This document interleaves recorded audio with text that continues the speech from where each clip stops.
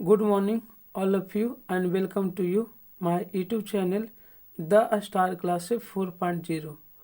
आज मैं 10वीं कक्षा के विद्यार्थियों के लिए संस्कृत का 100 ऑब्जेक्टिव क्वेश्चन लेकर आया हूं, जो आगामी परीक्षा की दृष्टि से बहुत ही महत्वपूर्ण है।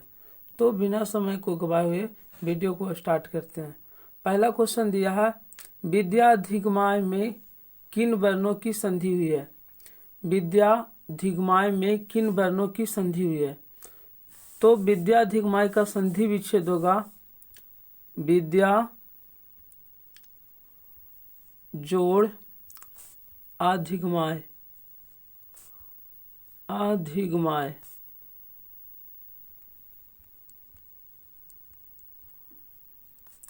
विद्या जोड़ अधिगमाय। तो विद्या का लास्ट अक्षर है आ और अधिगमाय का पहला अक्षर है आ। तो इसमें किन दो वर्णों की संधि हुआ है? तो आ जोड़ आ, आ जोड़ आ। तो इसका सही आंसर होगा ऑप्शन नंबर ए। दूसरा क्वेश्चन दिया है, किसमें वर्णों के मेल से विकार उत्पन्न होता है? किसमें वर्णों के मेल से विकार उत्पन्न होता है? तो इसका सही आंसर होगा संधि। किसमें वर्णों के मेल से विकार उत्पन्न होता है? तो संधि। और समास में क्या होता है? दो या दो से अधिक पदों के मेल से जो पद बनता है उसे समास कहते हैं, और दो वर्णों के मिलने से जो विकार उत्पन्न होता है उसे संधि कहते हैं। अर्थात संधि और समास में अंतर क्या होगा? तो संधि में दो वर्णों का मिलन होता है और समास में दो या दो से अधिक पदों या शब्दों का मिलन होता है। अगला क्वेश्चन है, संस्कृत लेखिका का विग्रह क्या होगा? संस्कृत लेखिका का विग्रह क्या होगा? तो संस्कृत लेखिका का हिंदी होता है संस्कृत के लेखिका। तो इसका समास विग्रह होगा संस्कृतस्य लेखिका। संस्कृतस्य लेखिका, यानी इसका सही आंसर होगा ऑप्शन नंबर सी, संस्कृतस्य लेखिका, ऑप्शन सी। नेक्स्ट क्वेश्चन है, वैदिकम च तत्युगम का समस्त पद क्या होगा? तो इसका सही आंसर होगा वैदिक युगे। वैदिक युगे अर्थात वैदिक युग में। अगला क्वेश्चन है, संस्कृत में कितने कारक होते हैं? तो संस्कृत में मुख्यतः 6 कारक होते हैं। संस्कृत में मुख्यतः 6 कारक होते हैं। इसमें संबंध कारक और संबोधन संस्कृत भाषा में कारक के अंतर्गत नहीं होता है, लेकिन अनुवाद के सुविधा के लिए संस्कृत में 8 कारक का इस्तेमाल करते हैं। लेकिन अगर भेद पूछा जाए कितने भेद होते हैं या कितने कारक होते हैं, तो आपको 6 बताना होगा। लेकिन अगर यहीं हिंदी की बात की जाए तो हिंदी भाषा में कारक के 8 भेद होते हैं, अर्थात कारक 8 होते हैं। नेक्स्ट क्वेश्चन की ओर चलते हैं। लिखा है, सप्तमी विभक्ति के अर्थ में किस कारक का प्रयोग होता है? सप्तमी विभक्ति के अर्थ में किस कारक का प्रयोग होता है? तो सप्तमी विभक्ति के अर्थ में अधिकरण कारक का प्रयोग होता है। कर्ता कारक में प्रथमा विभक्ति का प्रयोग होता है। कर्म कारक में द्वितीय विभक्ति का प्रयोग होता है। करण कारक में तृतीय विभक्ति का प्रयोग होता है। संप्रदान कारक में चतुर्थी विभक्ति का प्रयोग। आपादान कारक में पंचमी विभक्ति का प्रयोग। संबंध कारक में षष्ठी विभक्ति का प्रयोग और अधिकरण कारक में सप्तमी विभक्ति का प्रयोग होता है। तो यहाँ पूछा गया सप्तमी विभक्ति के अर्थ में किस कारक का प्रयोग होता है? तो अधिकरण कारक। नेक्स्ट क्वेश्चन है, दुर्योधन में उपसर्ग क्या है? दुर्योधन में उपसर्ग क्या है? तो इसका सही आंसर होगा दूर, option number C. Next question है, बालय पद का मूल रूप क्या है? बालय पद का मूल रूप क्या है? जैसे हम लोग जानते हैं बालकय बालकः, इस तरह से। तो बालकः का मूल शब्द बालक होता है, उसी तरह से बालय, बालय का मूल शब्द या मूल रूप बाल होगा। इसका सही आंसर डी, बाल। नेक्स्ट क्वेश्चन दिया है, दात्री शब्द के प्रथम विभक्ति एक वचन का रूप क्या है? दात्री शब्द के प्रथम विभक्ति एक वचन रूप क्या है? तो दात्री शब्द पितृ पर चलता है, तो या दात्री शब्द इसका भी एक अलग ही रूप है, तो दाता, दातारव, दात्र, इस तरह से चलता है। तो प्रथम विभक्ति का एक वचन होगा दाता, ऑप्शन नंबर ए। नेक्स्ट क्वेश्चन है, चर किस लकार का रूप है? चर, चर किस लकार का रूप है? तो इसमें चर धातु है और इसमें आ जोड़ा गया है, और आ होता है जो लोट लकार का होता है। आ लोट लकार में होता है, इसमें होता है लोट लकार में तू, ताम, अंतु, आ या ही, तम, ता, आनी, आव, आम। तो ए आ है जो लोट लकार में है, तो यहाँ इसका सही आंसर होगा लोट लकार, यानी ऑप्शन नंबर बी।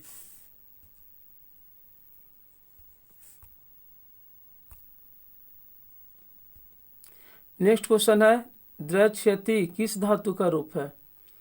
द्रक्षति किस धातु का रूप है? तो इसका सही आंसर होगा दृश। द्रक्षति का मूल धातु रूप दृश होता है। द्रक्षति किस धातु का रूप है? तो दृश। नेक्स्ट क्वेश्चन है, कंपमानव पद में कौन सा प्रत्यय है? कंपमानव पद में कौन सा प्रत्यय है? तो इसका सही आंसर होगा सानच। कंपमानव पद में कौन सा प्रत्यय है? तो सानच। कंपमानव पद में सानच प्रत्यय है। सत्री प्रत्यय से क्या क्या बन सकता है? तो सत्री प्रत्यय से पश्यन्, तिष्ठत्, रुदत्, इच्छत्, पृच्छत्, ये सब सत्री प्रत्यय से बन सकता है। अक्तवतु से क्या बन सकता है? तो गतवान, पठितवान, नीतवान, उक्तवान, रचितवान। अक्त प्रत्यय से पठिता, गता, भूता, कृता, गृहीता, दत्ता, सेविता। और सानच प्रत्यय से कंपानम, सेमाना, पचवान, गतवान, वर्तमान, ये सब शब्द है जो सानच प्रत्यय से बनता है। नेक्स्ट क्वेश्चन है, भू जोड़ अक्तवा से कौन सा अव्यय बनेगा? भू जोड़ अक्तवा से कौन सा अव्यय बनेगा? तो इसका सही आंसर होगा भूतवा। इसी की तरह पठितवा, गतवा, खादितवा, दृष्टवा, बदितवा, श्रुतवा, ये सब में अक्तवा प्रत्यय है। तो इसके अलावा ये सब भी याद आपको रखना होगा, पठितवा, गतवा, खादितवा, दृष्टवा, बदितवा। जैसे दृश्य जोड़ अक्तवा से दृष्टवा, और दृष्टवा बहुत इम्पोर्टेंट है। भवनम, तो भवनम में कौन सा प्रत्यय है? तो इसमें ल्यूट होगा, संभूया, इसमें लयप, भवन, इसमें सत्री प्रत्यय। नेक्स्ट क्वेश्चन है, धार्मिकम में कौन सा तद्धित प्रत्यय है? धार्मिकम में कौन सा तद्धित प्रत्यय है? तो इसका सही आंसर होगा ठक। धार्मिकम में कौन सा तद्धित प्रत्यय है? तो इसका सही आंसर होगा ठक। यहाँ एक प्रत्यय दिया है इष्ठन, तो लघिष्ठ, वरिष्ठ, ये सब में इष्ठन प्रत्यय। सिंह से सौंदर्यम, सारल्यम, माधुर्यम, तारुण्यम, सारल्यम, ये सब में सिंह प्रत्यय है। आपको एक्स्ट्रा भी बताते जा रहे हैं कि आपको एग्जाम में कोई परेशानी ना हो। आज का स्त्रीलिंग रूप क्या है? तो आज का होता है बकरा, और इसका स्त्रीलिंग रूप होता है आजा। आज का स्त्रीलिंग रूप आजा। कभी कभी पूछ दिया जाता है कि आजा में कौन सा स्त्री प्रत्यय है? तो इसमें टाप स्त्री प्रत्यय है। टाप, अर्थात आज जोड़ टाप से आजा बनता है। तो आप ये भी याद रखिए कि आजा में कौन सा स्त्री प्रत्यय है, तो टाप। अगला क्वेश्चन दिया है यथा नद्य संदमाना समुद्रे, यथा नद्य संदमाना समुद्रे अस्तम गच्छन्ति, यानी कि जिस प्रकार नदियां नाम और रूप को छोड़कर समुद्र में विलीन हो जाती है, इस वाला जो श्लोका है, यह श्लोका मुंडको उपनिषद से लिया गया है। यथा नद्य संदमाना समुद्रे अस्तम गच्छन्ति नाम रूपाद विहाय, जिस प्रकार नदियां नाम और रूप को छोड़कर समुद्र में विलीन हो जाती है, यह जो श्लोका है मंगलम पाठ के मुंडक उपनिषद से लिया गया है। तो इसका सही आंसर होगा मुंडक उपनिषद। और ईसा अवश्य उपनिषद से कौन सा श्लोका लिया गया है, तो इसमें है हिरण्यमेन पात्रेन सतस्य पिहिता मुखम, यानी कि सोने के पात्र से सत्य का मुख ढका हुआ है। ये है जो ईशावास्य उपनिषद से लिया गया है। अकंठो उपनिषद से कौन सा श्लोक है, तो सत्यमेव जयते नान्यरितम, सत्य की ही जीत होती है, असत्य की नहीं। तो ये जो श्लोक है, मंत्र है, यह कंठो उपनिषद से है। और वेदाहमेतम पुरुषम महांतम, ये श्वेताश्वेतर उपनिषद से लिया गया है। आगे क्वेश्चन है अनिरितम पद का पर्याय निम्न में कौन सा है। अनिरितम पद का पर्याय निम्न में कौन सा है, तो अनिरितम मतलब होता है असत्य या झूठ, तो इसका होगा असत्यम। असत्यम या इसको मिथ्या भी बोला जाता है, मिथ्या। मिथ्या मतलब असत्य या झूठ। नेक्स्ट क्वेश्चन है वेदाहम एतम महांतम, इस पदांश के रिक्त स्थान में कौन सा पद होगा, तो वेदाहम एतम पुरुषम महांतम। ये जो श्लोका है, जो यहाँ मंत्र में क्या होगा, वेदाहम एतम पुरुषम महांतम, मैं ही अज्ञानी हूँ और दूसरा ही महान है। तो इसका सही आंसर होगा पुरुषम। आगे लिखा है सरस्वती कुल गृहम किसे कहा गया, सरस्वती का कुल गृह किसे कहा गया, तो इसका सही आंसर होगा पाटलिपुत्र। दामोदर गुप्त नाम के कवि कुट्टिमताख्य काव्य में कहते हैं कि पटना नाम का जो महानगर है, धरती का तिलक है, सरस्वती का कुल गृह है और इंद्र का स्थान है। तो आपको ये भी याद रखना पड़ेगा कि सरस्वती कुल गृहम पटना को कहा गया और किस में कहा गया, तो कुट्टिमताख्य काव्य। कुट्टिमताख्य काव्य के लेखक कौन है, तो दामोदर गुप्त। नेक्स्ट क्वेश्चन की ओर चलते हैं। मध्यकाल में पाटलिपुत्र किस नाम से प्रसिद्ध हुआ। मध्यकाल में पाटलिपुत्र किस नाम से प्रसिद्ध हुआ, तो इसका सही आंसर होगा पटना। क्या हुआ कि पटना मध्यकाल में 1000 साल पिछड़ गया, अर्थात पटना का पतन हुआ, जिससे पाटलिपुत्र नाम था उसका पतन हुआ, जिसकी वजह से इसका नाम पटना रखा गया।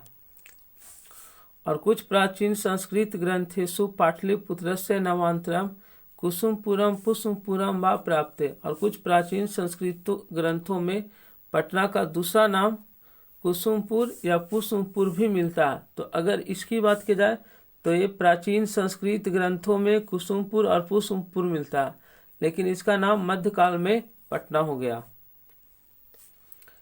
नेक्स्ट क्वेश्चन है पतन शब्द से बना पाटलिपुत्र का अन्य नाम कौन सा है, तो पतन शब्द से बना हुआ है पटना, तो इसका सही आंसर होगा Patna, option number B. Next question है पाटलिपुत्र का वैभव किसके शासनकाल में अत्यंत समृद्ध था।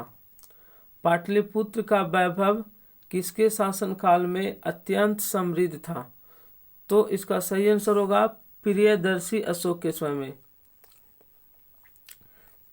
अगर अति उत्कृष्टता पूछा जाए तो चंद्रगुप्त मौर्य के समय में, पाटलिपुत्रस्य चंद्रगुप्त मौर्यस्य काले अस्य नगरस्य शोभा रक्षा व्यवस्था अति उत्कृष्ट आसीत्, बहुत ही उत्कृष्ट था। परंतु अशोकस्य समये अस्य नगरस्य सुतरां समृद्धम, और अधिक समृद्ध हुआ। तो समृद्ध, अत्यंत समृद्ध की बात किया जाए तो प्रियदर्शी अशोक के समय होगा। मुगल काल में भी इस नगर का विकास हुआ, लेकिन सुतराम समृद्धम था जो प्रियदर्शी अशोक के समय में।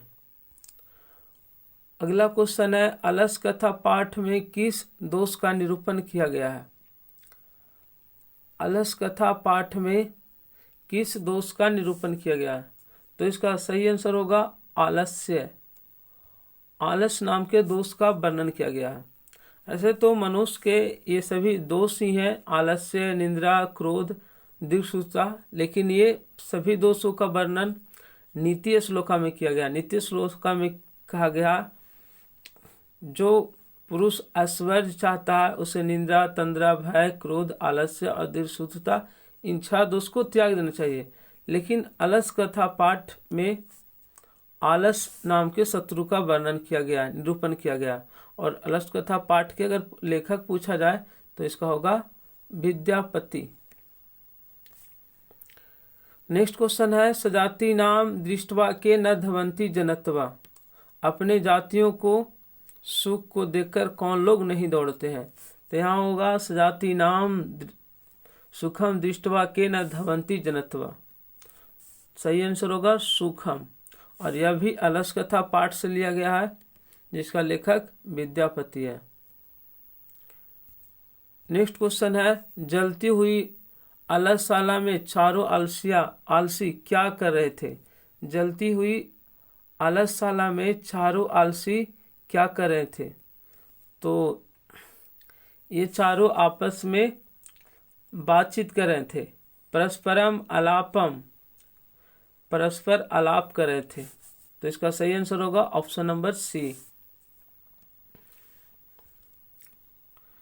अगला क्वेश्चन है, तुष्णीम कथम न तिष्ठत। चुपचाप क्यों नहीं बैठते हो? किसका कथन था? चुपचाप क्यों नहीं बैठते हो, किसका कथन था? तो ये था चौथे आलसी का। चौथा आलसी बोला था, अये बचाला कति वचनानि वक्तुम शक्नुत त्वं तुष्णीम न तिष्ठत। तुम चुपचाप क्यों नहीं बैठते? तो ये चौथा व्यक्ति का था। और पहला व्यक्ति क्या बोला था? अहो कथोमयम कुलाहला, यह शोरगुल क्यों हो रहा? तो दूसरा बोला था, तर्क्यते यद अस्मिन गृहो अग्नि लग्नोस्ति, लगता है इस घर में आग लगा है। तो तीसरा व्यक्ति बोलता है, क्वपि धार्मिका नास्ति, यह जलार्दय कटे अवसान प्राविनोति, कोई उस प्रकार के धार्मिक व्यक्ति नहीं है जो इस समय भींगे हुए कम्बल या चटाई से ढक दे। तब चौथा बोला था कि ए बेचाल, तुम लोग कितने बोलते हो, तुष्णीम कथम न तिष्ठत, चुपचाप क्यों नहीं बैठते हो? तो इसका सही आंसर होगा ऑप्शन नंबर सी, चौथे आलसी। नेक्स्ट क्वेश्चन है, दर्शन शास्त्र में किसकी रुचि थी? दर्शन शास्त्र में किसकी रुचि थी? तो इसका सही आंसर होगा दर्शन शास्त्र।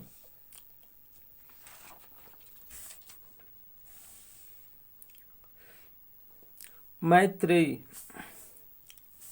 इसका सही आंसर मैत्रेयी, जो याज्ञवल्क्य के पत्नी थी और आत्म तत्व की भी शिक्षा प्राप्त की थी। तो दर्शन शास्त्र में किसकी रुचि थी? मैत्रेयी। यहाँ गार्गी क्या है? तो गार्गी एक वक्त्री थी जो जनक के सभा में शास्त्रों के अर्थ में कुशल थी। जनक के सभा में शास्त्रों के अर्थ में कुशल थी गार्गी। सुलभा है जो जीवन भर वेदांत के ज्ञान, वेदांत अनुशीलन में इसका वर्णन है। और विजयंका जो चंद्रादित्य की रानी है और इसका नाम है विजय भट्टारिका। और विजयंका थी जो श्याम रंग के थी और यह प्रथम कल्प भी थी। नेक्स्ट क्वेश्चन है, अथर्ववेद में कितने मंत्र दृष्टा ऋषिकाओं का उल्लेख है? अथर्ववेद। तो अथर्ववेद में 5 ऋषिकाओं का वर्णन है। अथर्ववेद में 5 ऋषिकाओं का वर्णन है, जिसका नाम है यमी, अपाला, उर्वशी, इंद्राणी, बगाम्भृणी। यमी, अपाला, उर्वशी, इंद्राणी, बगाम्भृणी। और 40 किस्में है। तो लौकिक संस्कृत साहित्य में 40 का वर्णन है और ऋग्वेद में 24 का वर्णन है। यानी अथर्ववेद में पूछा जाए तो 5, और कौन कौन, यमी, अपाला, उर्वशी, इंद्राणी, बगाम्भृणी। और लौकिक संस्कृत साहित्य में पूछा जाए तो 40 होगा। और यदि ऋग्वेद में पूछा जाए तो ऋग्वेद में चतुर्विष्टि अर्थात 24 होगा। नेक्स्ट क्वेश्चन, निम्नलिखित में गंगा देवी की रचना कौन सी है? तो इसका सही आंसर होगा मधुरा विजयम। मधुरा विजयम। निम्नलिखित में गंगा देवी की रचना कौन सी है? तो इसका होगा मधुरा विजयम। और गंगा देवी जिसका शताब्दी 14वीं शताब्दी माना जाता है और यह कंपा राय की पत्नी थी। शंकर चरितम, यह जो पंडिता छमाराव की रचना है। बरदामका परिणय नामक पुराने चंबू काव्य, यह तिरुलंबा की रचना है। और कथाम उक्तबली, यह है जो भी पंडिता छमाराव के है। यानी पंडिता छमाराव के इसके अलावा भी रचना है सत्याग्रहिता, मीरा लहरी, कथाम उक्तबली, विचित्र परिषद यात्रा, ग्राम्य ज्योति। एक बार फिर से, पंडिता छमाराव की जो रचना है सत्याग्रहिता, मीरा लहरी, कथाम उक्तबली, विचित्र परिषद यात्रा, ग्राम्य ज्योति। और शंकर चरित्र भी इसका ही रचना है। नेक्स्ट क्वेश्चन है, कंपा राय की रानी का नाम क्या था? तो इसका सही आंसर होगा गंगा देवी। कंपा राय की रानी का नाम गंगा देवी।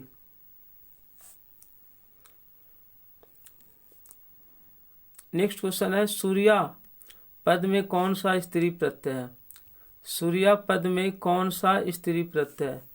तो सूर्य जो टाप से सूर्या बना है तो इसमें होगा टाप। सूर्या में टाप प्रत्यय है। किम जोड़ तहसील से कौन सा अव्यय बनेगा? किम जोड़ तहसील। तो इसका सही आंसर होगा कूता। किम जोड़ तहसील से कूता होगा। किम जोड़ दा से कदा होगा। किम जोड़ तरल से कूत्र होगा। तो इसमें पूछा जा सकता है फिर कि कदा, सर्वदा, यदा, तदा, इस सब में कौन सा प्रत्यय? तो दा, कूता, यता, इस सब में तहसील प्रत्यय और कूत्र में तरल प्रत्यय। नेक्स्ट क्वेश्चन है, करणीयम पद में कौन सा प्रत्यय है? करणीयम पद में कौन सा प्रत्यय है? करणीयम, पठनीयम, करणीयम, स्मरणीयम, गमनीयम, पठनीयम, ये सब में अन्यर प्रत्यय है। ये सब में अन्यर प्रत्यय। तो इसका सही आंसर होगा ऑप्शन नंबर सी। पूछा जाए करणीयम, पठनीयम, गमनीयम, ये सब में कौन सा प्रत्यय है? तो अन्यर। नेक्स्ट क्वेश्चन है, धाव धातु के विधिलिंग लकार प्रथम पुरुष एक वचन का रूप क्या है? तो विधिलिंग लकार है, इसमें एत, ताम, एयु, ए, एतम, एत, एयम, एव, एम होता है। तो प्रथम पुरुष एक वचन पूछ रहा है तो इसमें जुटेगा क्या? धाव में एत, तो क्या बन जाएगा? धावेत। तो इसका सही आंसर होगा धावेत। धावती ये लट लकार का है, धावतु लोट लकार का है, और धावेयु और धावे दोनों ये विधिलिंग लकार का है। लेकिन यहाँ धावेत है जो प्रथम पुरुष एक वचन होगा।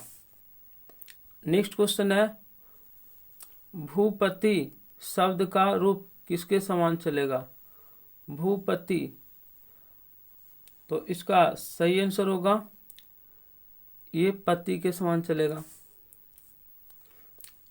भूपति का रूप किसके समान चलेगा? तो इसका सही आंसर होगा पति, ऑप्शन नंबर ए। नेक्स्ट क्वेश्चन है, किस पद में अधि उपसर्ग नहीं है? पूछ रहा है किस पद में अधि उपसर्ग नहीं है। तो किस पद में अधि उपसर्ग नहीं है? तो अध्ययनम, इसमें अधि है। अधिगमम, इसमें भी अधि है। अध्यक्षा, इसमें भी अधि उपसर्ग है। अधर्म में अधि उपसर्ग नहीं है, तो इसका सही आंसर होगा अधर्मा। इसका सही आंसर हो जाएगा अधर्मा। नेक्स्ट क्वेश्चन है, धिक अव्यय के योग में कौन सी विभक्ति होती है? धिक अव्यय के योग में कौन सी विभक्ति होती है? तो इसका सही आंसर होगा द्वितीया। धिक अव्यय के योग में द्वितीया। धिक, क्रुद्ध, इस समय द्वितीय विभक्ति होती है। नेक्स्ट है, कविसु कालिदास श्रेष्ठा वाक्य में कविसु पद में किस सूत्र से सप्तमी विभक्ति है? तो इसका सही आंसर होगा यतः च निर्धारणम, अर्थात तुलना में जिसे श्रेष्ठ बताया जाए जिस क्षेत्र में, उसमें षष्ठी या सप्तमी विभक्ति होती है।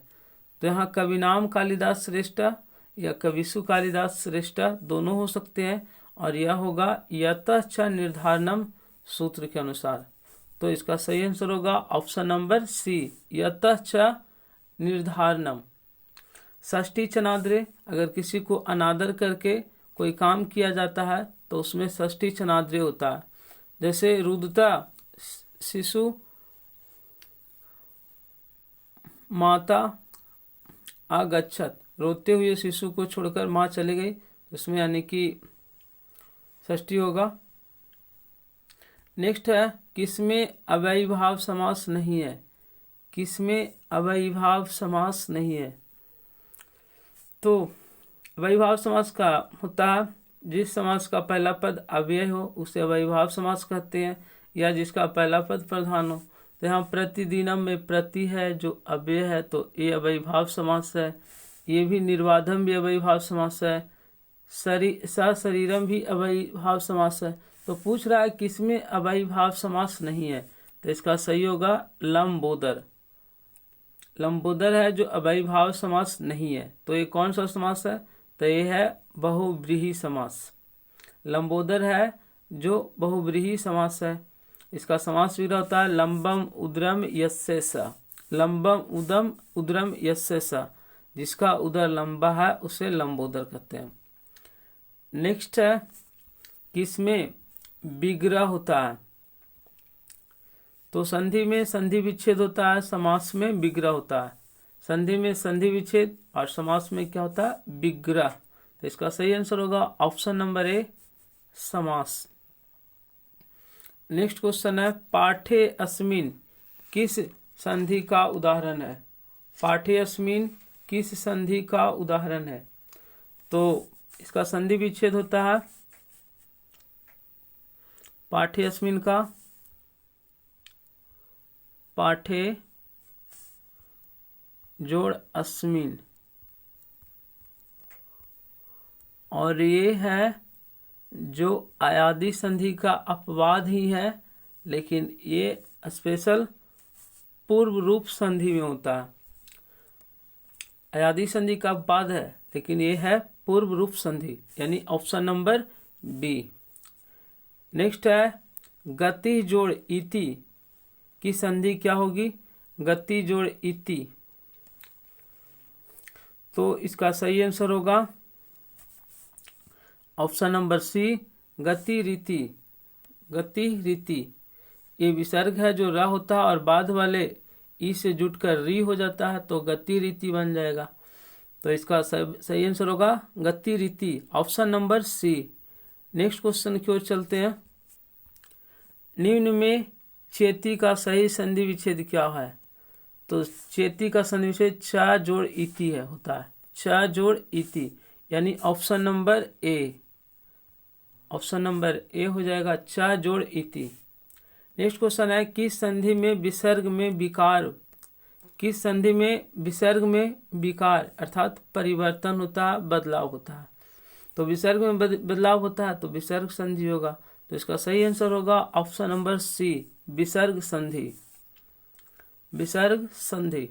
नेक्स्ट है किस समास में उभय पद प्रधान होता है। उभय संस्कृत में उभय का मतलब होता है दोनों। किस समास में उभय पद प्रधान होता है, यानी कि दोनों पद प्रधान होता है। तो दोनों यानी कि जिसमें और का बोध हो। और द्वंद्व समास यानी किसका होता है, चार्थे द्वंद्व, और के अर्थ में द्वंद्व समास होता है। जैसे माता पितरों, दंपति, भाई बहन, इस तरह से जिसमें और का बोध हो वह द्वंद्व समास होता है। जायापति, उमा शंकर, सीताराम, राधा कृष्ण, कृष्ण अर्जुन, ये सारे यानी कि है द्वंद्व समास का उदाहरण। तो वह पद प्रधान किसमें होता है, तो द्वंद्व समास। अब इस भाव समास में क्या होता है कि उसका पहला पद अव्यय होता है या पहला पद प्रधान होता है। कर्मधारय समास में जिसका पहला पद जिसका विशेषण विशेष से हो या उपमा उपमेय हो तो वह होता है कर्मधारय समास। और द्विगु समास का होता है संख्या पूर्व द्विगु। जिस समास का पहला पद संख्यावाची हो वह द्विगु समास होता है। तो यहाँ पूछा था किस समास में उभय पद प्रधान होता है, तो इसका सही आंसर हो जाएगा द्वंद्व समास, द्वंद्व समास। नेक्स्ट क्वेश्चन की ओर चलते हैं।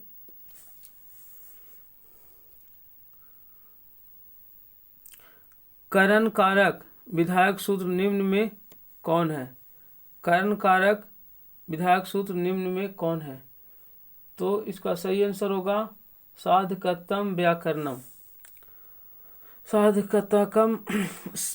साधकतम करणम। ऑप्शन नंबर ए साधकतम करणम। नेक्स्ट है भारत महिमा पाठ कहाँ से उद्धृत है। भारत महिमा पाठ कहाँ से उद्धृत है, तो भारत महिमा पाठ में दो श्लोक दिया गया है। एक है विष्णु पुराण से और दूसरा है भागवत पुराण। और दोनों ऐसे कहा जाए तो ये दोनों महाभारत के ही अंग है। तो इसका सही आंसर महाभारत होगा। भारत महिमा पाठ में दो पौराणिक यानी कि श्लोका या मंत्र दिया गया है, जिसमें पहला है जो विष्णु पुराण से है और दूसरा है भागवत पुराण। और विष्णु पुराण और भागवत पुराण ये महाभारत के ही अंग है, इसीलिए इसका सही आंसर होगा महाभारत। नेक्स्ट है आपगा का अर्थ क्या होता है। आपगा का अर्थ क्या होता है, तो इसमें लिखा गया था भारत महिमा पाठ में कि भारत के जो भूमि है सागर है, पर्वत है, निर्झर है, बहंती भी आप गाभिचा, अर्थात सागरों से, पर्वतों से, झरनों से और बहती हुई नदियों से भारत है जो सुसज्जित है, सुशोभित है। तो यहाँ आपगा का अर्थ था नदी, बहती हुई नदी से, बहंती भी आपगा भी, बहती हुई नदी। तो इसका सही आंसर होगा नदी। नेक्स्ट है धर्म जाति प्रभेद, धर्म जाति प्रभेद इह बहंता बसंती, धर्म जाति के भेद से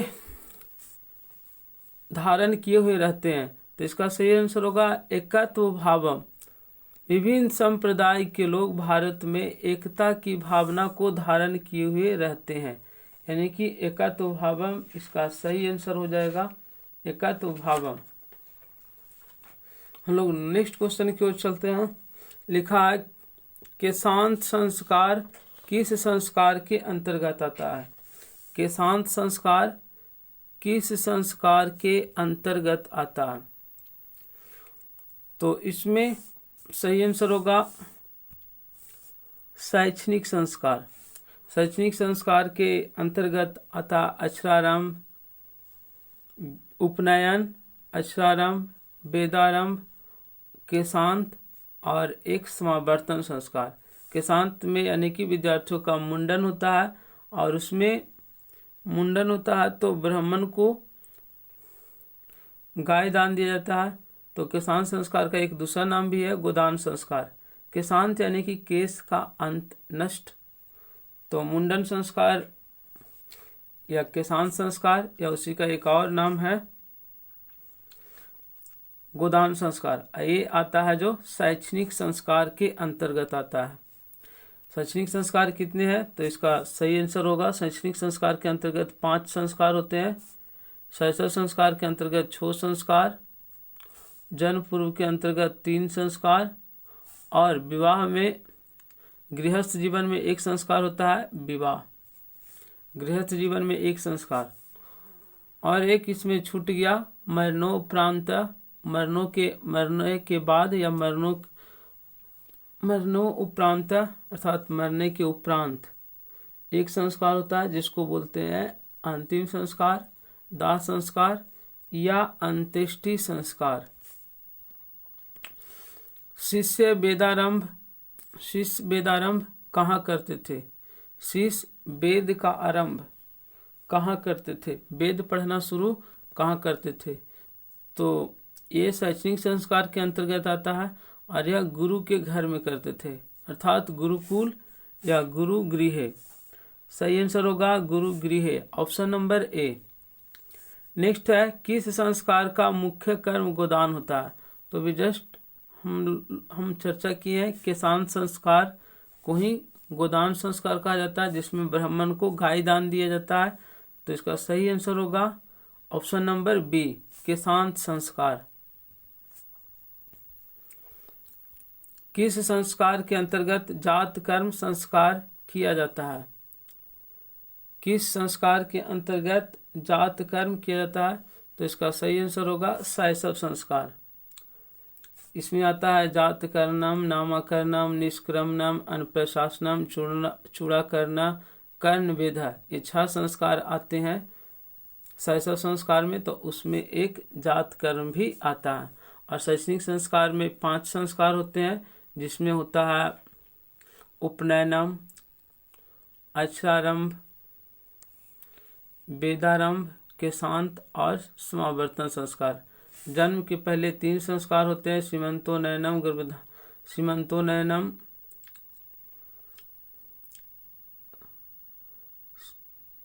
पुंसवनम, सीमंतोन्नयनम और गर्भधानम। इस तरह से यानी कि जन्म के पहले 3 संस्कार होते हैं।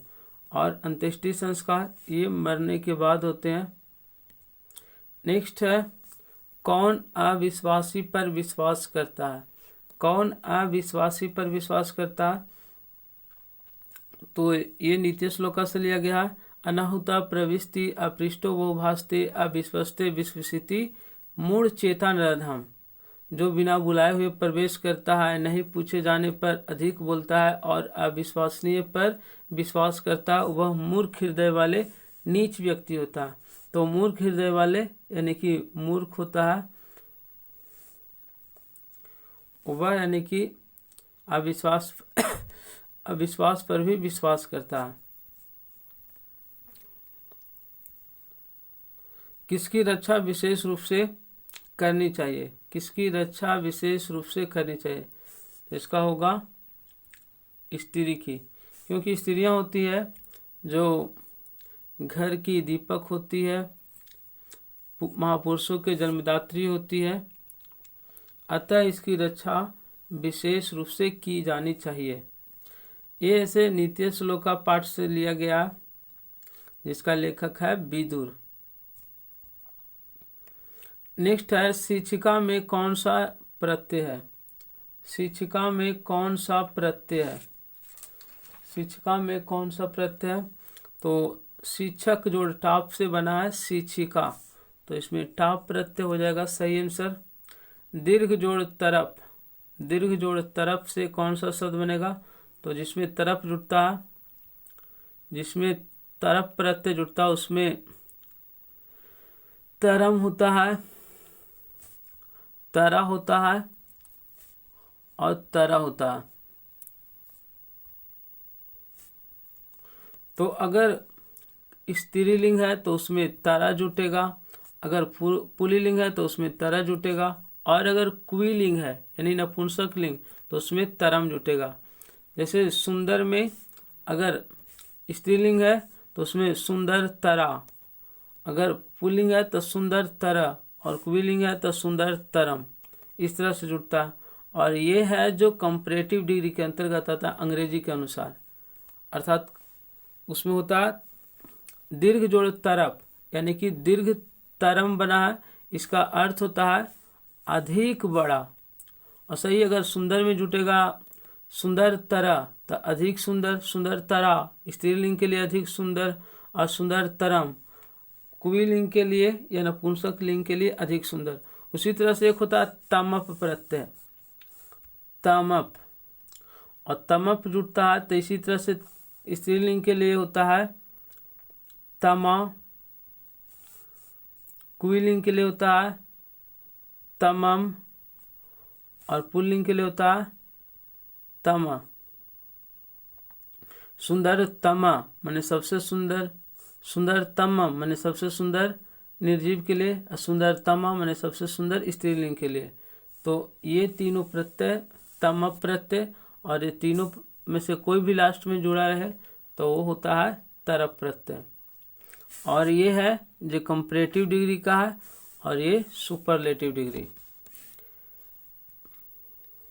इसके अलावा भी इसमें दीर्घत्व, इसमें त्व प्रत्यय है, दीर्घता, इसमें तल प्रत्यय है।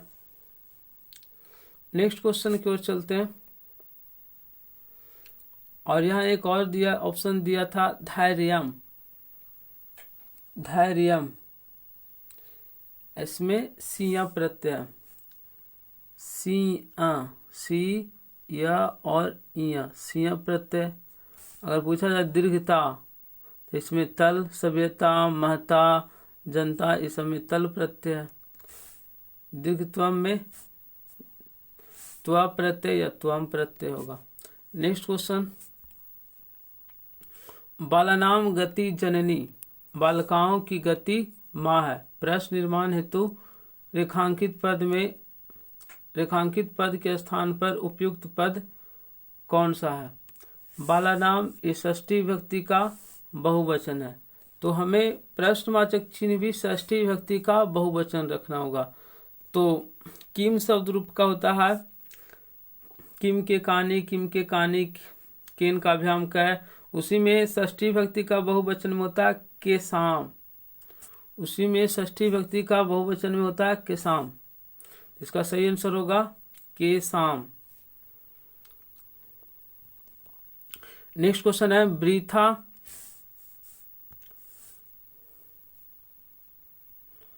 वृथा अव्यय का अर्थ है, तो वृथा का मतलब होता है व्यर्थ, तो इसका सही आंसर होगा व्यर्थ, बेकार।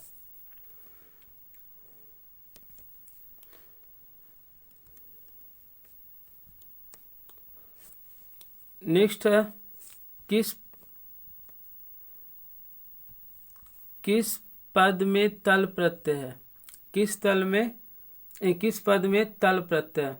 तो तल जिसमें ता जुड़ा रहे उसमें तल प्रत्यय होता है, जिसमें ता जुड़ा रहे उसमें तल प्रत्यय होता है। जैसे जैसे जनता, सभ्यता, महता, इसके पहले भी एग्जाम्पल देखे तो जनता में तल प्रत्यय है, कुता में कुछ देर पहले बताए थे तहसील प्रत्यय है, फलिता तहसील।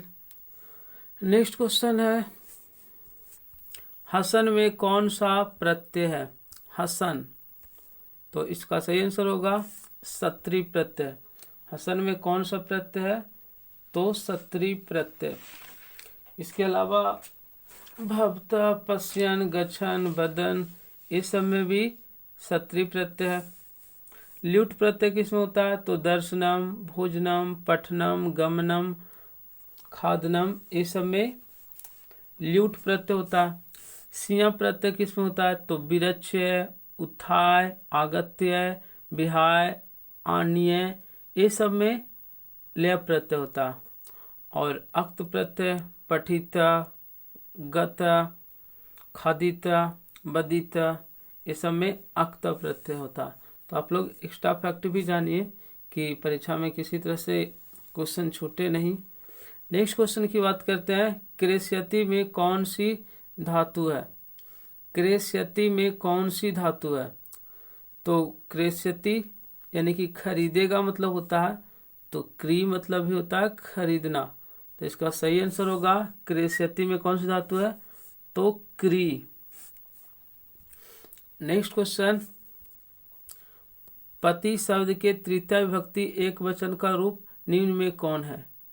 पति शब्द के तृतीय विभक्ति एक वचन रूप निम्न में कौन है? तो इसका होगा पत्या। ये भूपति के अनुसार चलेगा। नेक्स्ट है, किस पद में अब उपसर्ग है? अब उपसर्ग है तो अवरोधा, इसका सही आंसर होगा अवरोधा। नेक्स्ट है, पृथक अर्थात अलगाव, जहां से कोई वस्तु अलग हो या उत्पन्न हो। भुवा प्रभवच, और उसमें पश्चिमी विभक्ति होता है, डेट मीन्स आपादान कारक। तो पृथक का बोध होने पर किस कारक का प्रयोग होता है? तो इसमें होगा आपादान कारक। जैसे पेड़ से पत्ते गिरते हैं, वृक्षात पत्राणि पतन्ति, वृक्ष से पत्ते गिरते हैं, वृक्षात पत्राणि पतन्ति। चाहे जहाँ से कोई चीज उत्पन्न हो, जैसे गंगा हिमालय से निकलती है अर्थात उत्पन्न होती है, तो गंगा हिमालयात निसरती या निकसती या निर्गछति। नेक्स्ट है, नमः के योग में कौन सी विभक्ति होगी? नमः के योग में कौन सी विभक्ति होगी? तो हम लोग को एक फॉर्मूला है संस्कृत में, नमः स्वस्ति स्वाहा स्वधा अलम बसट योगे च चतुर्थी। नमः स्वस्ति स्वाहा अलम बसट नमः स्वस्ति स्वाहा स्वधा अलम बसट, ये सब के अर्थ में चतुर्थी विभक्ति होती है। तो इसका सही आंसर होगा ऑप्शन नंबर बी, अर्थात चतुर्थी विभक्ति। नेक्स्ट क्वेश्चन है, अहम त्वाम पश्यामि, मैं तुमको देखता हूँ। अहम त्वाम पश्यामि, वाक्य में त्वाम पद में द्वितीय विभक्ति किस सूत्र पर है? तो मैं तुमको देखता हूँ यानी कि क्रिया के फल इस पर पड़ता है, उसे कर्म कारक कहते हैं। तो यह होगा कर्मणि द्वितीया। एक ही सूत्र पर होगा, तो कर्मणि द्वितीया, कर्म कारक में द्वितीय विभक्ति लगा हुआ, और त्वाम में भी युष्मत शब्द रूप का द्वितीय विभक्ति है। त्वाम युवाम युवम, त्वाम युवाम युष्मान, इस तरह से होता है। तो त्वाम है जिसमें द्वितीय विभक्ति लगा हुआ है, यानी कि कर्म कारक में द्वितीय विभक्ति लगता है, तो यानी कि ये हो गया कर्मणि द्वितीया। नेक्स्ट क्वेश्चन है, महादेव में कौन सा समास है? महान देव, महादेव। तो महादेव मतलब अगर शंकर जी माना जाए तो बहुब्रीहि समास होगा, लेकिन ऑप्शन में तो बहुब्रीहि समास है ही नहीं। तो महादेव मतलब समझेंगे महान देव। महान देव यानी देवता के विशेषण है महान। तो जिसमें विशेषण विशेष्य या उपमा उपमेय होता है वह समास कर्मधारय समास होता है। जिस समास में विशेषण विशेष्य या उपमा उपमेय होता है कर्मधारय समास होता है। तो महादेव में यानी कि वे देवता जो महान है, यानी कि देवता के विशेषण है महा, तो एक कर्मधारय समास होगा। अव्ययीभाव समास में क्या होता है कि इसका पहला पद अव्यय होता है, उसे अव्ययीभाव समास, जैसे प्रतिदिनम, यथाशक्ति, निर्जन, उपनगर, अनुनगर, ये सब सारे होगा अव्ययीभाव समास। अगर द्विगु समास की बात की जाए तो पंचतंत्रम, त्रिनेत्र, चतुर्भुज, पंचभुज, अष्टाध्यायी, अष्टावक्र, दशानन, ये सब सारे द्विगु समास में होगा। अगर द्वंद्व समास की बात किया जाए तो जायापति, उमा शंकर, कृष्ण अर्जुनव, मृग काकय, पानीपादम, ये सब सारे समास द्वंद्व समास में होगा। नेक्स्ट क्वेश्चन है, धर्म च अर्थ च काम च का समस्त पद क्या होगा? तो इसका होगा धर्मार्थ कामो।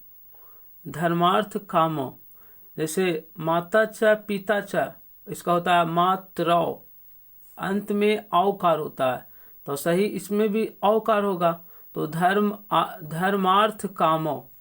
और ये कौन सा समास में होगा? तो चार्थे द्वंद्व, च के अर्थ में द्वंद्व समास होता है, तो ये द्वंद्व समास में होगा और इसका पदों के मिलने से धर्म अर्थ कामो होगा। नेक्स्ट क्वेश्चन है खेलन तरम खेलनरतम में कौन सा समास है? इसको मतलब होता है खेलने में मग्न, और इसमें होगा तत्पुरुष समास। तत्पुरुष समास। नेक्स्ट क्वेश्चन है किन वर्णों के मेल से या बनता है? किन वर्णों के मेल से या बनता है? तो इसका सही आंसर होगा किन वर्णों के मिलने से या बनता है। इसके पहला क्वेश्चन है किस पद में स्वर संधि है? किस पद में स्वर संधि है? तो देख लेते हैं कि किसमें स्वर संधि है। निश्चितम, इसका संधि विच्छेद होता है निह जोड़ चिता। निश्चिता का निह जोड़ चिता होगा। उमेशा के होता है उमा जोड़ ईसा। उमा जोड़ ईसा से उमेशा बनेगा। गायिका के होता है गय जोड़ अका। गय जोड़ अका। गमनागमन के होगा गमन जोड़ आगमन। गमन जोड़ आगमन। और पूछ रहा है क्या क्वेश्चन में? आगमनम। किस पद में स्वर संधि नहीं है? तो इसमें दोनों स्वर वर्ण है, इसमें आय और इसमें आ स्वर वर्ण है। इसमें आ और इसमें आ स्वर वर्ण है, लेकिन इसमें निश जोड़ चिता, इसमें विसर्ग है। तो ऑप्शन नंबर होगा निश्चिता। ये विसर्ग संधि का उदाहरण है, ये स्वर संधि नहीं है। लेकिन बाकी ऑप्शन उमेशा, गायिका, गमना, आगमन, इसको में सब में क्या है? तो स्वर संधि है। नेक्स्ट क्वेश्चन किन वर्णों के मेल से या बनता है? किन वर्णों के मेल से या बनता है? तो आ जोड़ ई को मिलने से ए बनता है। आ जोड़ ई को मिलने से ए बनता है ए। और ये है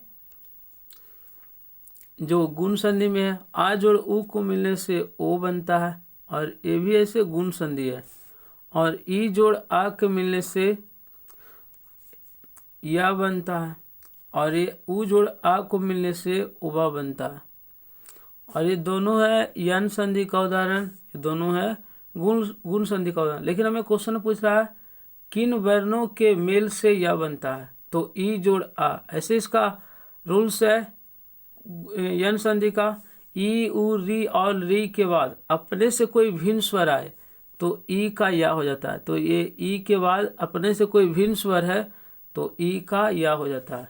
इसलिए यहाँ आधा या हुआ और आधा या में लास्ट वाला जो आ है वो जुटा तो पूरा या हो गया। नेक्स्ट क्वेश्चन दीर्घ संधि का उदाहरण निम्न में कौन सा है? दीर्घ संधि का उदाहरण निम्न में कौन सा है? तो सबको पहले हम लोग देख लेते हैं संधि विच्छेद करके, और इससे पता चलेगा। दीर्घ संधि में क्या होता है? दो समान वर्ण मिलकर के दीर्घ बनता है, जिसे दीर्घ संधि कहते हैं। जैसे अगर पावका पावका का संधि विच्छेद होता है पौ जोड़ अका, पौ जोड़ अका, पावका। आपको ये सब भी परीक्षा के लिए बहुत इंपॉर्टेंट है। पावका का संधि विच्छेद पूछा जा सकता। सदैव का होता है सदा जोड़ एव, सदा जोड़ एव, सदैव। फिर है देवेंद्र, इसका संधि विच्छेद होता है देव जोड़ इंद्र, देवेंद्र। और विद्यालय का होता है विद्या जोड़ आलया, आलया। अब इसमें क्या होता है, दो समान स्वर वर्ण मिलता है तो दीर्घ बनता है। और दोनों में देखेंगे समान वर्ण, तो इधर औ है इधर आ है तो ये समान वर्ण नहीं है। इधर आ है इधर ए है तो समान वर्ण नहीं है। इधर अ है इधर ई है तो ये भी समान वर्ण नहीं है। लेकिन विद्या और आ ये दोनों समान स्वर वर्ण है। और समान स्वर वर्ण मिलने से ही दीर्घ बनता है। तो दीर्घ संधि का उदाहरण निम्नलिखित में कौन होगा, तो इसका सही आंसर होगा विद्यालय, विद्यालय होगा जो समान स्वर संधि का। और बाकी सारे जो ऑप्शन है वह कौन सा संधि में है, तो ये पावका होगा स्वर संधि में ही अयादि संधि, सदैव होगा वृद्धि संधि, देवेंद्र होगा गुण संधि और विद्यालय होगा दीर्घ संधि। भिखन टोला देखने के लिए कौन आए थे, तो भिखन टोला कर्मवीर कथा से लिया गया, कर्मवीर कथा में ही है। भिखन टोला एक गांव के नाम है जो बिहार राज्य में ही है। और भिखन टोला में एक दलित बालक था जो बहुत ही पढ़ाकू लड़का था, मेहनती था और अपने उत्साह के दम पर वह केंद्रीय लोक सेवा परीक्षा में प्रथम स्थान प्राप्त किया था। तो उस गांव में निरीक्षण के लिए शिक्षक आए थे, तो इसका सही आंसर होगा शिक्षिका, शिक्षिका। नेक्स्ट क्वेश्चन है लक्ष्मी यानी कि संपत्ति या धन किसको या किससे प्राप्त होती है, तो धन परिश्रम करने से प्राप्त होता है, जिसके लिए परिश्रम या उसको हम लोग उद्योग या उद्यम भी बोलते हैं। उद्यमी को, मेहनत करने वाले को ही लक्ष्मी प्राप्त होते हैं। उद्योगिनम पुरुषम लक्ष्मी उपैति या प्राप्यते, मेहनत करने वाले पुरुष ही लक्ष्मी प्राप्त करते हैं। और उस चैप्टर में था उद्योगिनम पुरुषम सिंह लक्ष्मी उपैति, सिंह के समान यानी कि लक्ष्मी प्राप्त करते हैं। अर्थाभाव का अर्थ क्या होता है, अर्थाभाव दैट मीन्स अर्थ का अभाव, और अर्थ का मतलब होता है धन, धन के अभाव। तो इसका सही आंसर होगा धनाभाव, धन का अभाव, और ये होगा तत्पुरुष समास के अंतर्गत। नेक्स्ट क्वेश्चन है स्वामी दयानंद का परिवार किसके उपासक थे, तो स्वामी दयानंद के परिवार शिवोपास के यानी कि शिव के उपासक थे। नेक्स्ट है मूल शंकर को बिरजानंद के दर्शन कहाँ हुए, तो मूल शंकर को बिरजानंद का दर्शन मथुरा में हुए। और मूल शंकर को आर्ष ग्रंथ के बारे में बिरजानंद ही बताए थे, अर्थात मूल शंकर के गुरु थे जिनका नाम था बिरजानंद, जो आंख से हीन थे और इनका मुलाकात हुआ था मथुरा में। और मूल शंकर कौन थे, तो ये स्वामी दयानंद जी थे जिनका जन्म 1824 में गुजरात प्रदेश के टंकारा नामक गांव में हुआ। नेक्स्ट क्वेश्चन है मूल शंकर में वैराग भाव का उदय कब हुआ, मूल शंकर में वैराग भाव का उदय कब हुआ, साधु संत वाली भावना इनमें कब आया, तो इनके बहन के मृत्यु के बाद, इनके बहन के मृत्यु के बाद मूल शंकर में वैराग्य भाव समागता आ गए। नेक्स्ट क्वेश्चन है रामायण के अयोध्या कांड से संकलित पाठ निम्न में कौन सा है, रामायण के अयोध्या कांड से संकलित पाठ निम्न में कौन सा है, तो इसका सही आंसर होगा मंदाकिनी वर्णनम, मंदाकिनी वर्णनम। दान किसको देना चाहिए, दान किसको देना चाहिए? तो इसका सही आंसर होगा गरीबों को। दातव्यम यत् दानम दीयते अनुपकारणे। यहाँ लिखा है दान किसको देना चाहिए, तो इसको चैप्टर के अनुसार होगा गरीब को। इसमें दारिद्र्यम भरम कौन्ते माँ प्रेक्षम ईश्वरे धनम व्याधि तस्य औषधम निर्जनस्य की मौस्थे। अर्थात हे कुंती पुत्र, गरीबों को दान देना चाहिए, धनवानों को मत, क्योंकि दवाई रोगियों के लिए उपयोगी होता है, निरोगियों की क्या आवश्यकता, उसीलिए धन गरीबों के लिए फायदेमंद होगा, अमीरों के लिए क्या आवश्यकता। अर्थात दान किसको देना चाहिए, तो गरीबों को। नेक्स्ट क्वेश्चन है त्वाम अहम उत्थाप्यामि, त्वाम अहम उत्थाप्यामि, मैं तुमको उठाने आता हूँ। जब पथिक कीचड़ में फंस गया था और भागने में असमर्थ हो गया था, तब वृद्ध व्याग बोला था आहा महापंके पतितोऽसि अतः त्वाम अहम उत्थाप्यामि। गहरे कीचड़ में फंस गए हो, मैं तुम्हें उठाने के लिए आता हूँ। तो इसका सही आंसर होगा त्वाम अहम उत्थाप्यामि। कौन बोला था, तो ये बोला था बाघ। और बोला था किसको, तो पथिक को। सही आंसर होगा बाघ का। यह कथन था बाघ का। व्याघ्र पथिक कथा पाठ में कौन्तेय शब्द किसके लिए प्रयुक्त किया गया, तो कौन्तेय मतलब होता है कर्ण के पुत्र, तो ये होगा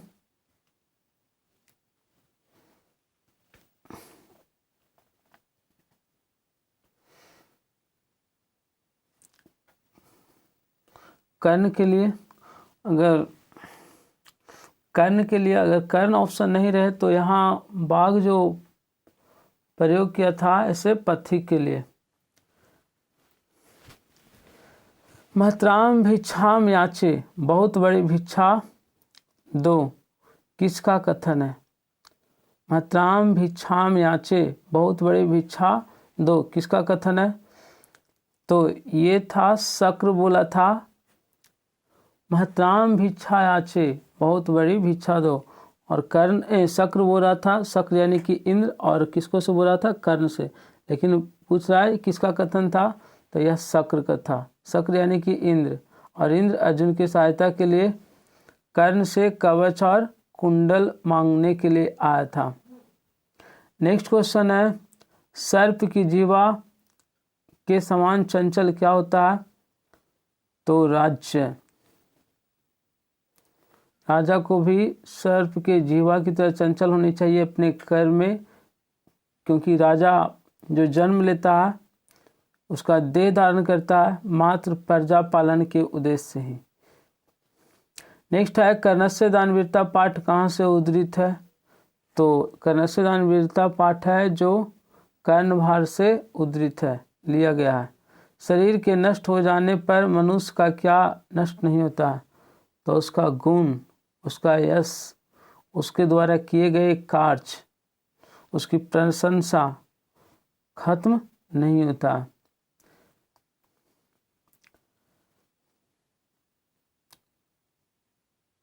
असहिष्णुता को कौन जन्म देता है, असहिष्णुता यानी कि सहन नहीं करना, तो असहिष्णुता को द्वेष जन्म देता है। असहिष्णुता को द्वेष जन्म देता है। देशों के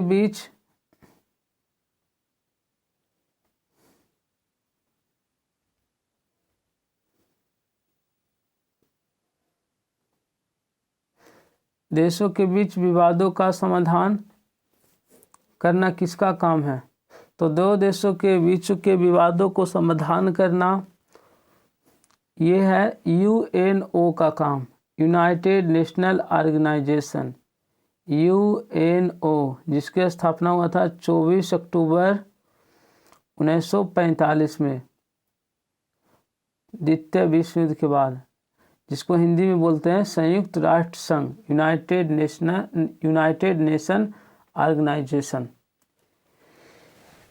24 अक्टूबर 1945 को। और इसका काम है दो देशों के बीच के विवादों को रोकना और मानव कल्याण के लिए, उन्नति के लिए संकट के समय पर हेल्प करना। योग दर्शन के प्रवर्तक कौन है? योग दर्शन के प्रवर्तक कौन है? तो इसका सही आंसर होगा, योग दर्शन के प्रवर्तक ये होगा पतंजलि। सही आंसर होगा पतंजलि। गौतम क्या है? तो गौतम है जो न्याय दर्शन के हैं। बादरायण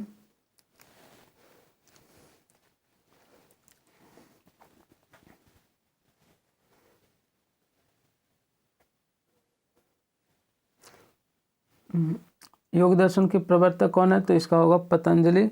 कनाद हैं वैशेषिक दर्शन के, सांख्य दर्शन के कपिल, मीमांसा दर्शन के जैमिनी। नेक्स्ट है आचार्य चरक की रचना कौन सी है? आचार्य चरक की रचना कौन सा है?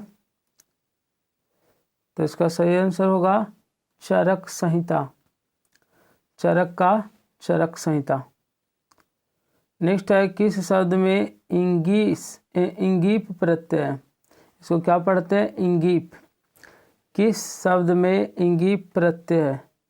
तो इसका सही आंसर होगा इंगीप प्रत्यय विदुषी। विदुषी में इंगीप प्रत्यय। नेक्स्ट है गौरव में कौन सा तद्धित प्रत्यय है? तो इसका सही आंसर होगा अन। गौरव में कौन सा तद्धित प्रत्यय है? तो अन। नेक्स्ट है अंशु जोड़ मतुप से कौन सा शब्द बनेगा? मतुप जिसमें मान जुड़ता है मतुप। श्रीमान, अंशुमान। और बान वाला में बतुप और मान वाला में मतुप प्रत्यय होता है। तो अंशु जोड़ मतुप से अंशुमान, श्री जोड़ मतुप से श्रीमान। और सही रूपवान, बलवान, ये सब में बतुप प्रत्यय। तो इसका आंसर होगा अंशुमान। अक्तिन प्रत्यय किस पद में है? अक्तिन। इसका सही आंसर होगा गति। गति। गति में अक्तिन प्रत्यय होगा।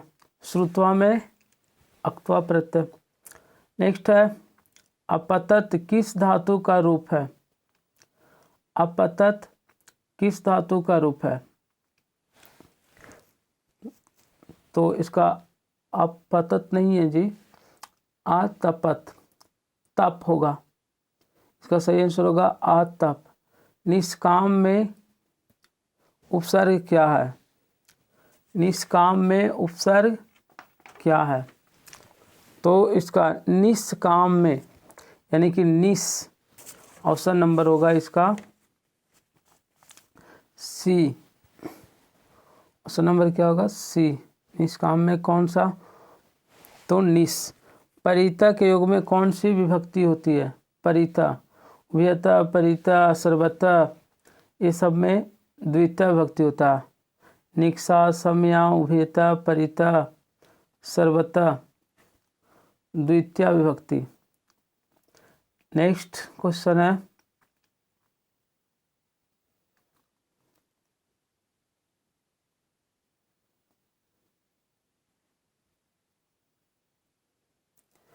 नए समास का पहला पद होता है। तो नए समास का पहला पद नकारात्मक होता है। नकारात्मक। जैसे अधर्म, अन्याय, अनादर, अनाहार, आदित्यम, ये सब सारे समास, ये सारे हैं जो नए समास का ही एग्जाम्पल है। छंद शास्त्र के रचयिता कौन है? तो छंद शास्त्र के रचयिता आचार्य पिंगल या केवल पिंगल। छंद शास्त्र के रचयिता पिंगल है। निरुक्त का, तो निरुक्त का आस है यास्क। और ज्योतिष दर्शन का लगध। और कल्प का गौतम, वशिष्ठ, बौधायन, भारद्वाज इत्यादि है जो कल्प का है। Thank you so much watching this video. अगर आपको वीडियो अच्छा लगे और चाहते हैं कि आपके दोस्त भी ये जाने तो शेयर करना ना भूलें। Thank you so much.